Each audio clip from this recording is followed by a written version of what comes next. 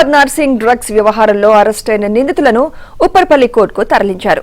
ఈ కేసులో 18 మందిపై పలు సెక్షన్ల కింద కేసులు నమోదు చేశారు. ఈ కేసులో A1 గా నైజీరియాకు చెందిన మహిళ అనోహా బ్లెస్సింగ్, A6 గా రకుల్ ప్రీత్ సింగ్ సోదరుడు అమన్ ప్రీత్ సింగ్ లను చేర్చారు. ఈ కేసులో 5 నిందితులను డ్రగ్స్ పెడ్లర్స్ గా పోలీసులు తేల్చారు.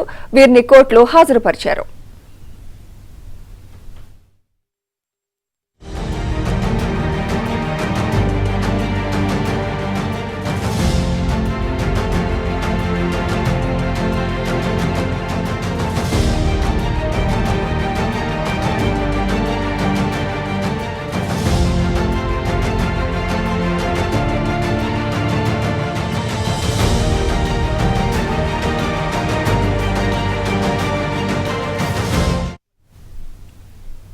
హైదరాబాద్ నార్సింగ్ డ్రగ్స్ వ్యవహారంలో అరెస్టైన నిందితులను ఉప్పర్పల్లి కోర్టుకు తరలించారు.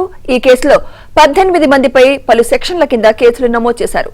ఈ కేసులో A1 గా నైజీరియాకు చెందిన మహిళ అనోహా బ్లెస్సింగ్, A6 గా రకుల్ ప్రీత్ సింగ్ సోదరుడు అమన్ ప్రీత్ సింగ్ లను చేర్చారు. ఈ కేసులో 5 నిందితులను డ్రగ్స్ పెడ్లర్స్ గా పోలీసులు తేల్చారు.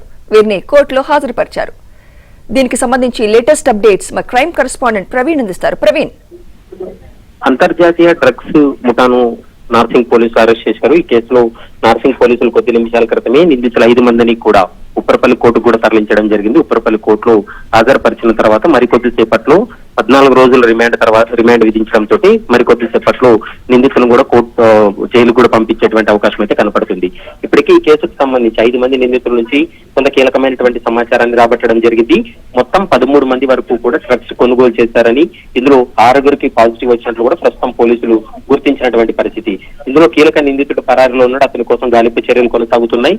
మొత్తం 13,24,000 రూపాయలు విలువైనటువంటి 199 గ్రాముల కొకైన్ కూడా ప్రస్తుతం పోలీసులు సీజ్ చేసినటువంటి పరిస్థితి కనపడుతుంది.